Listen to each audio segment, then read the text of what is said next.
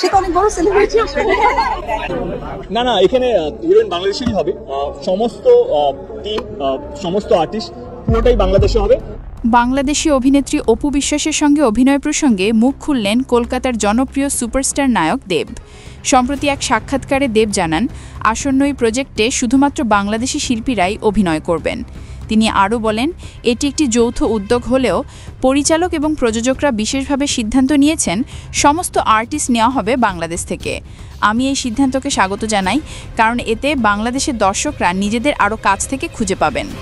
অপু বিশ্বাসের সঙ্গে অভিনয় করতে কেমন লাগছে এমন প্রশ্নের জবাবে দেব বলেন, অপু বিশ্বাস একজন প্রতিষ্ঠিত এবং অভিজ্ঞ অভিনেত্রী। তার সঙ্গে কাজ করতে পেরে আমি ভীষণ খুশি।